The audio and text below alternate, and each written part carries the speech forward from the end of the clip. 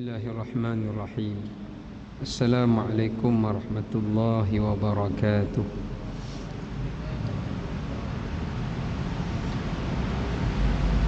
Alhamdulillahi rabbil alamin. Wassalatu wassalamu ala ashrafil anbiya'i wal mursalin Sayyidina Muhammadin wa ala alihi wa ashabihi ajma'in. Qala rabbi shrah li sadri wa yassir li amri wahlul 'uqdatam min lisani yafqahu qawli. Subhanaka la ilma lana illa ma 'allamtana innaka antal alimul hakim. Wala hawla wala quwwata illa billahil aliyyil azim. Qala rabbi shrah li sadri wa yassir li amri wahlul 'uqdatam min lisani yafqahu qawli, amma ba'd. Alhamdulillah, kita rafa'kan puji dan syukur kepada Allah Ta'ala di atas segala kurniaannya dan rahmatnya. Pada malam yang mulia ini, sekali lagi Allah Ta'ala memberikan pada kita peluang. Masih lagi pada malam ini kita diberikan nyawa dan dipanjangkan usia untuk dapat sama-sama kita menunaikan salat pada maghrib, dan seterusnya kita diberikan peluang untuk duduk menuntut ilmu dan menyambung pengajian kuliah kita pada malam ini. Semoga Allah Subhanahu wa ta'ala menjadikan usia atau umur yang ditambahi ini sebagai umur yang diberkati, dan setiap ilmu yang kita pelajari ia menjadi ilmu yang bermanfaat, dan setiap amal yang kita kerjakan ia menjadi amal yang diterima. Amin ya rabbal alamin. Tuan-tuan muslimin muslimat, mukminin mukminat yang dikasihi oleh Allah, malam ni kita akan menyambung semula sambungan berkenaan dengan bab yang berkaitan dengan makanan, ya, serta adab-adabnya. Kita nak sambung pada hadis yang terakhir dalam bab ini, iaitu hadis yang ke-8. Betul, hadis ke-8.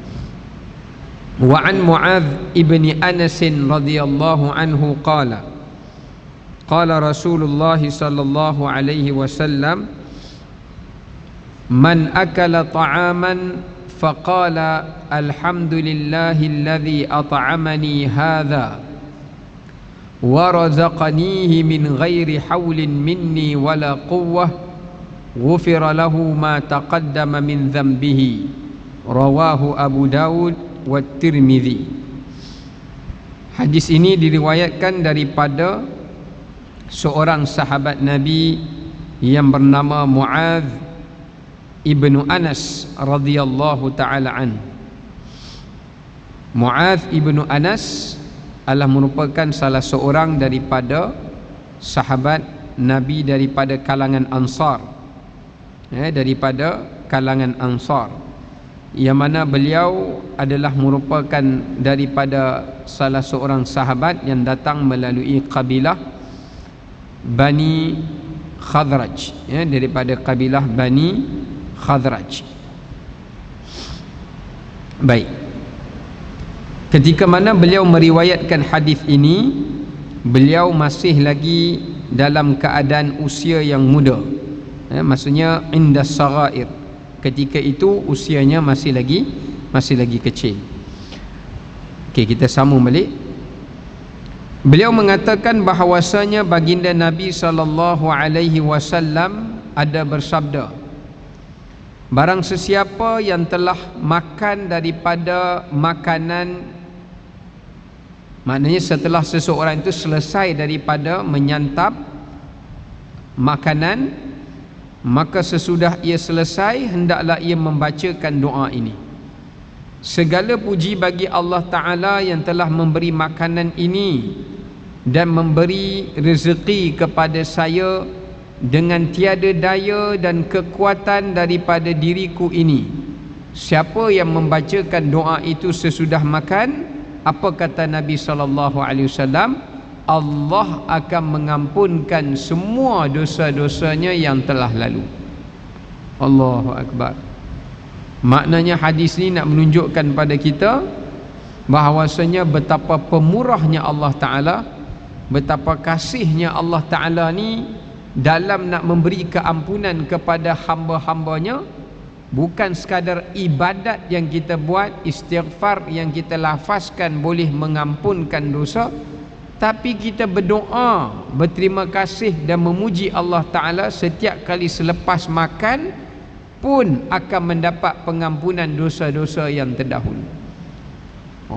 Menunjukkan kepada kita Allah Ta'ala ni Maha Ghaffar. Apa itu Ghaffar? Tuhan yang Maha Kaya dalam mengampunkan dosa-dosa hamba-hambanya.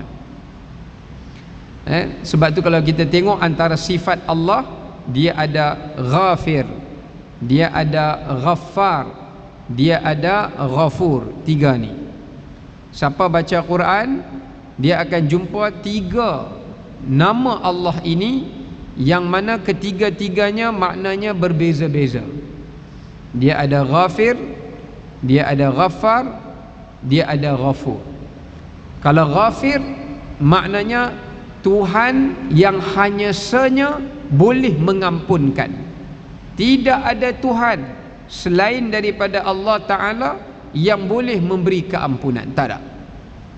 Sebab tu salah satu sifat Allah iaitu Al-Ghafir, satu-satunya Tuhan yang dapat mengampunkan dan menghilangkan dan menutup dosa-dosa para hambanya yang berdosa. Yang kedua, Allah menggelar dirinya Ghaffar. Apa makna Ghaffar? Ghaffar maknanya Tuhan yang dapat mengampunkan dosa hambanya itu walaupun berkali-kali hambanya melakukannya. Maknanya lepas buat satu dosa, minta ampun, buat lagi, minta ampun, buat lagi. Allah Ta'ala Maha Ghaffar. Dia boleh ampunkan dosa kita banyak mana pun, walaupun kita mengulangi dosa itu kemudian kita insaf pun Allah boleh mengampunkannya. Tak ada apa yang boleh menghalangi Allah untuk tidak mengampunkan. Yang ketiga, Ghafur. Ghafur adalah merujuk kepada yang kita nak berkait dengan hadis ni, iaitu Allah mengampunkan dosa hamba-hambanya tanpa melalui jalan hambanya itu memohon ampun kepadanya. Kita biasanya kalau orang nak kalau kita nak maafkan orang lain, dia kena datang minta maaf dengan kita.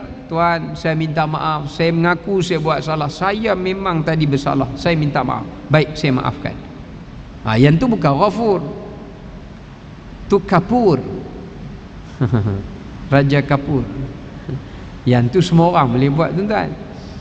Kalau Ghafur, kita tak cakap pun ya Allah ampunlah dosa aku, kita tak kata pun aku nak minta ampun pada Allah. Tapi apa kita buat? Kita buat satu ibadat yang Allah suruh. Allah kata kamu buat amalan ni, aku ampunkan dosamu. Kamu baca doa ni, aku ampunkan dosamu.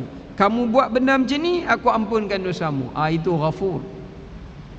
Maknanya Allah nak tunjukkan sifat keampunannya yang begitu banyak dan begitu pemurahnya Allah dalam memberikan keampunan. Walaupun kita tak minta ampun pun, tapi kita buat ada beberapa amalan yang menjadi asbab untuk Allah ampunkan dosa kita, Allah akan ampunkan. Ya. Baik. Tuan-tuan dirahmati oleh Allah SWT. Kita sambung balik.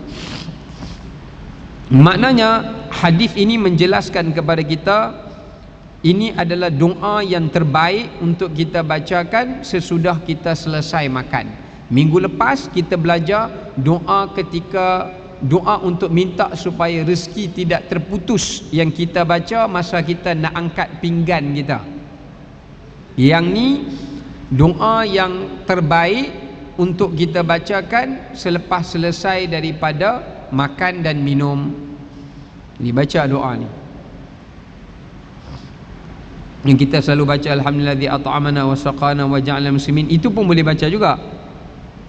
Cuma yang tu dia masuk dalam kelebihan dia tak setinggi kelebihan baca doa ni. Dia dapat pahala, dapat dihindarkan daripada api neraka, cuma tak dapat pakej keampunan dosa. Kalau baca doa ini selepas makan, diampunkan dosa-dosa yang terdahulu. Maknanya semua dosa-dosa yang kecil yang terdahulu Allah Ta'ala akan gugurkan seperti daun-daun kering yang berguguran daripada pepohon. Banyak tu tuan-tuan. Kita makan sehari berkali. Bukan makan saja, minum. Lepas makan minum baca, lepas makan minum baca, lepas makan minum baca.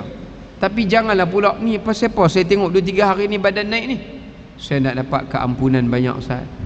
Jadi buat apa? Makan baca doa, makan baca doa, sampai sakit pula dah. Yang tu salah lah. Makan punya makan sampai mudaratkan diri pun tak boleh lah. Memanglah dia nak dapat keampunan itu, tapi bukannya Nabi nak suruh kita jadi orang yang kuat makan, tapi Nabi nak ajar kita makan sikit pun, tapi kalau kita selesai kita baca doa ini, semua dosa-dosa kita yang kecil Allah Ta'ala akan ampunkan.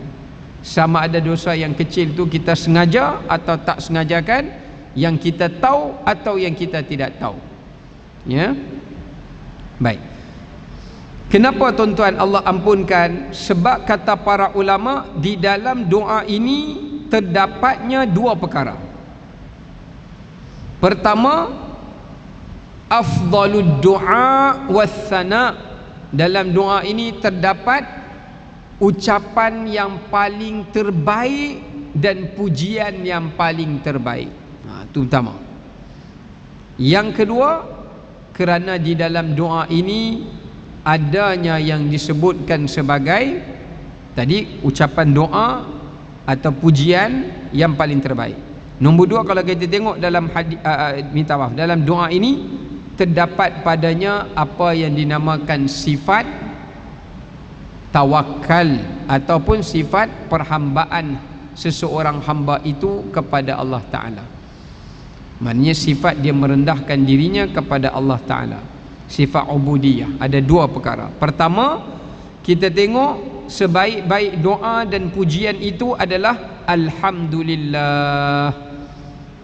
Sebab tu dalam hadis Nabi yang lain, Nabi menyatakan sebaik-baik doa adalah alhamdulillah, sebaik-baik pujian adalah alhamdulillah, dan sebaik-baik doa adalah alhamdulillah. Doa dan pujian yang paling Allah cintai adalah alhamdulillah. Sebab tu kalau kita sebut alhamdulillah banyak kali, Allah sangat suka, kerana dia doa yang paling terbaik dan pujian yang paling terbaik. Sebab tu kita tengok, kita nak mulakan salat pun dimulai dengan suratul Fatihah yang disebutkan padanya lafaz alhamdulillahi rabbil alamin. Baik, itu pertama. Yang kedua, perhatikan haulin minni wala quwwah. Antara zikir yang paling Allah sukai iaitu la haula wala quwwata illa billah. Jadi dalam doa tadi tu adanya perkataan la haula dan wala quwwah, min ghairi haulin minni wala quwwah. Dia menggabungkan dua itu. Tidak ada keupayaan dan tiada kekuatan untuk kami dapat rezeki ini melainkan kepadamu. Ini menggambarkan sifat tawadhu', sifat tadarru', sifat perhambaan yang paling rendah kita letak kepada Allah Ta'ala. Sebab tu Allah sangat suka. Kalau kita baca ayat Al-Quran, Allah Ta'ala menyatakan wad'u rabbakum tadarru'an wa khufyah. Wahai manusia, kata Allah, berdoalah kamu kepada Tuhanmu dalam 2 keadaan. Siapa berdoa kepada Allah dengan 2 keadaan ini, makbul. Bukan makbul tu nama nasi kandak makbul, restoran makbul, dah. Maknanya mustajab. Pertama apa dia? Tadarru'. Kita masa doa tu, kita rasa diri kita ni sangat lemah. dan kita minta pada Allah tu sungguh-sungguh. Cuba tengok lepas sembahyang macam mana kita berdoa. Ada tak rasa masa kita pejam mata nak kata amin tu kita kata, ya Allah, aku ni tak ada apa, ya Allah, aku ni tak ada apa-apa, ya Allah, aku ni lemah, ya Allah, aku ni kosong, ya Allah, aku ni kerdil, ya Allah. Jadi apa yang aku nak minta ni, ya Allah, satu benda yang hanya Engkau saja yang boleh bagi. Tak ada mana-mana keupayaan, tak ada mana-mana kekuatan yang boleh bagi melainkan di Kau. Kalau kita doa macam tu, makbul. Nombor dua, wa khufyah. Khufyah ni apa dia? Iaitu secara tersembunyi. Maknanya kalau nak doa jangan jerit-jerit, ya Allah, jangan macam tu. Itu menyalahi adab. Doa minta biasa, Allahumma ya Rahman, ya Allah ya Tuhan kami, ampunlah dosa. Pelan-pelan, tenang, tidak gopoh-gopoh kan. Yang kadang kita kalau doa gopoh, ayun, dengar ayunnya, ayun, ayun je dengar. Kata apa dia ni doa ni, waja'alna imama, dengar hujung ya, awal depan tengah tak dengar. Dia kalau doa gopoh-gopoh, gelojoh-gelojoh, doa yang macam ni, doalah 100 tahun, Allah bagi umur 1000 tahun pun belum tentu mustajab. Ya, belum tentu mustajab. Jadi kena ada dua sifat itu tadi. Sebab tu dalam doa lepas makan ni dia menggabungkan dua perkara tadi. Jadi sebab itulah Allah Ta'ala menjadikan doa ini adalah sebaik-baiknya. Kemudian disebutkan siapa mengamalkan doa ini, Allah akan ampunkan dosa-dosanya yang terdahulu. Baik, saya nak sharekan sebelum kita masuk bab yang lain.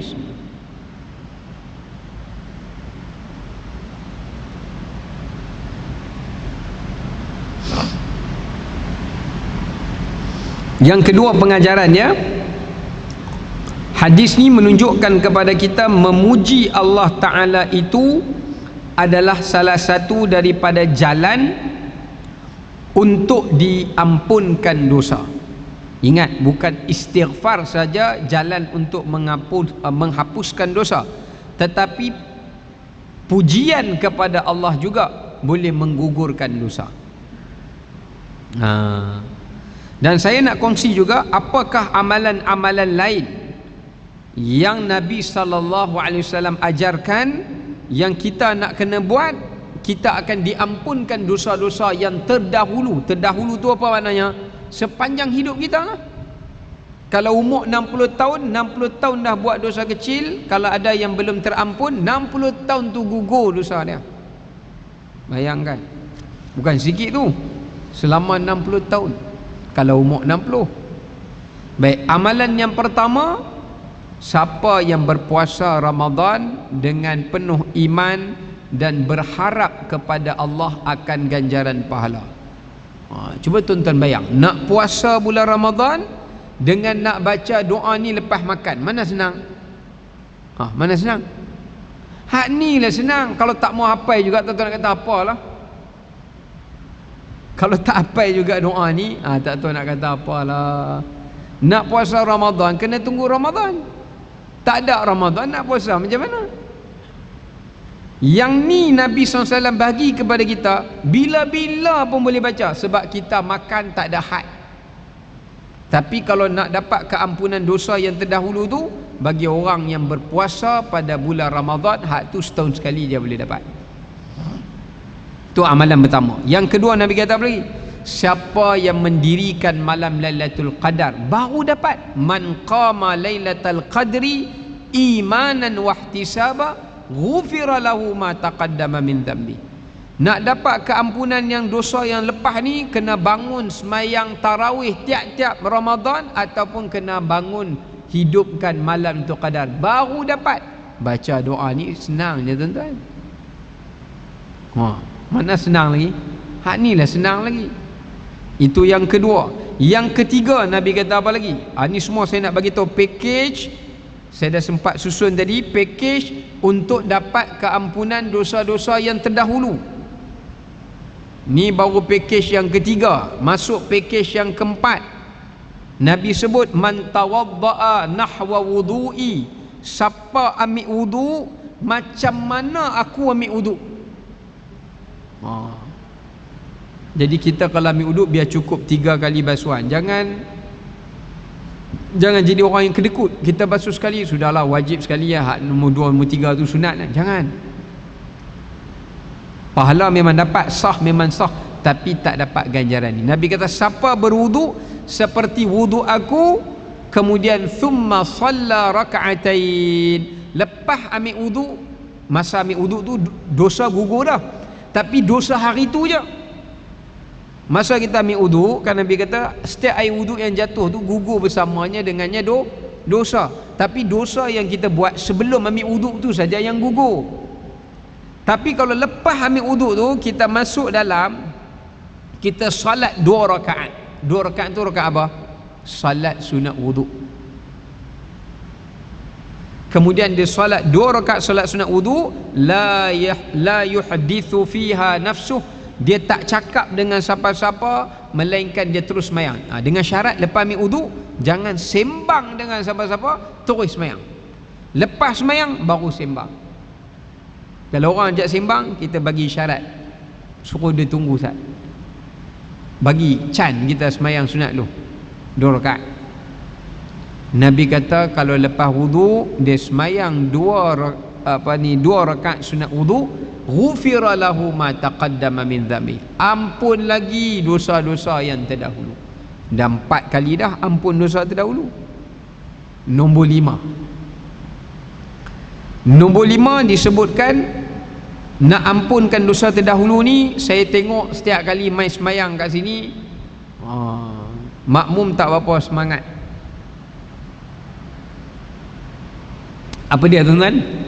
Iaitu orang yang mengaminkan selepas bacaan Fatihah, yang amin dia itu bertepatan dengan imam. Tapi jangan pelan, amin, jangan amin, macam tu. Dia dah main semayang berapa kali, dia tengok tak semangat mereka ni, mereka tak tahu ganjarannya. Nabi kata dalam hadis tu Nabi kata idza ammanal imam, apabila imam itu telah melafazkan perkataan amin, fa aminu ma'ah, maka kalian pun ikut cakap amin bersama dengan imam tu, biar serentak. Kenapa? Nabi kata fa innahu man wafaqa ta'minuhu ma'al imam, siapa yang tak amin iaitu sama dengan amin imam, ataupun setengah riwayat kata sama amin iaitu dengan amin para malaikat. Sebab malaikat masa kita cakap amin tu, malaikat pun cakap, cuma bezanya kita tak dengar suara malaikat. Tapi ada seorang Pak Arab, dia pernah cerita kat saya masa saya belajar dulu kat Arab. Dia pernah cerita dia semayang dekat padang pasir, dia Arab Badui.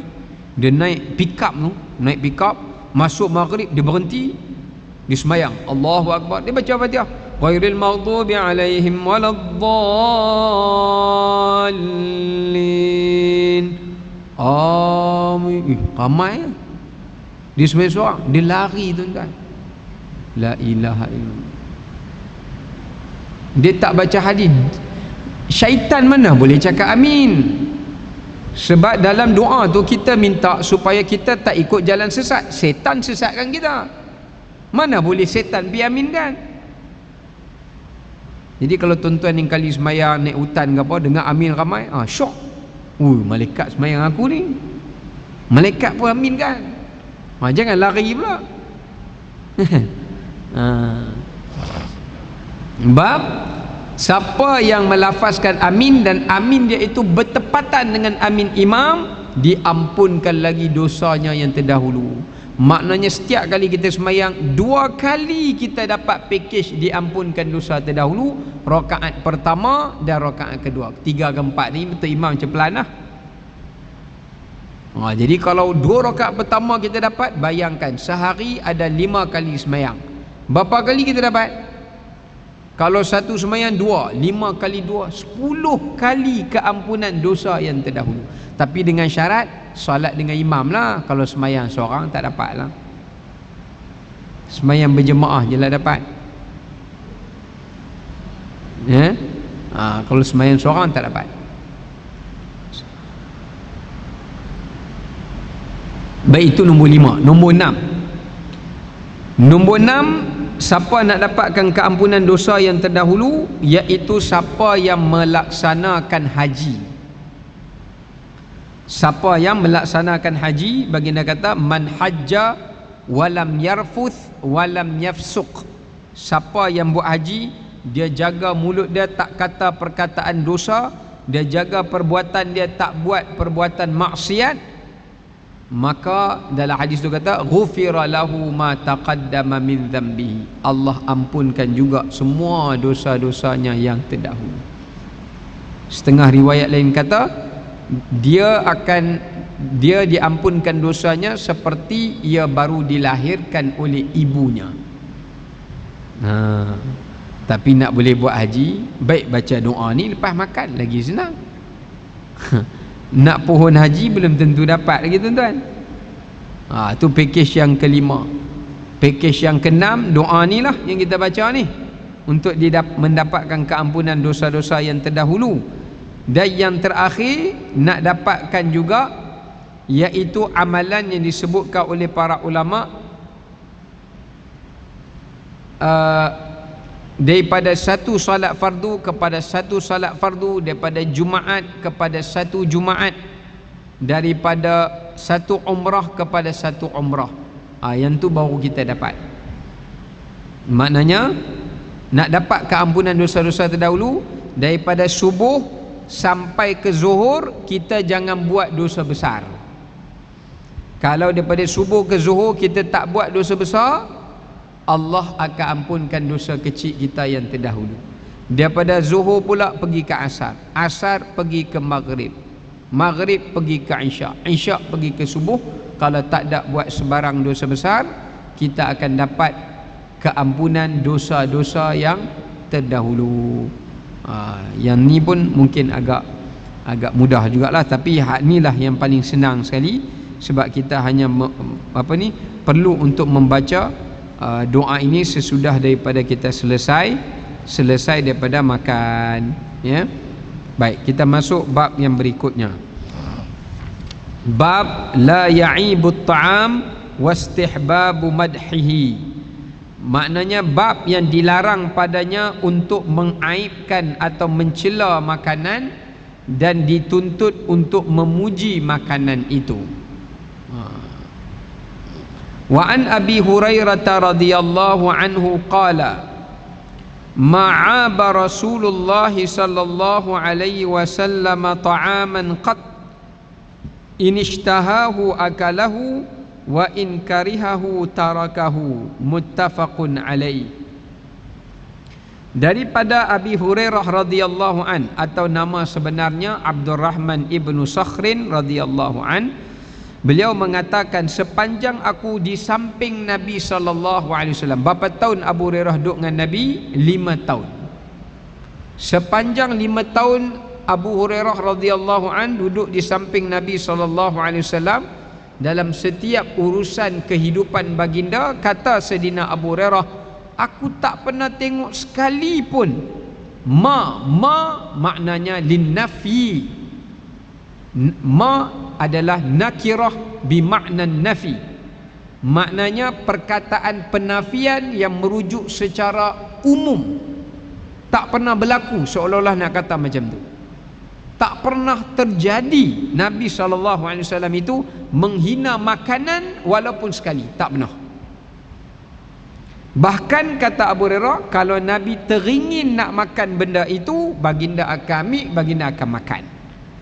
Kalau wa in karihahu, kalau Nabi tak suka, Nabi takkan sentuh makanan itu. Ini adab. Ini adalah adab. Baik, tuan-tuan rahmati oleh Allah Ta'ala. Pertama kita tengok apa kata para ulama tentang bab ni. Para ulama mengatakan menghina makanan itu termasuk daripada 3 sifat yang dibenci oleh Allah.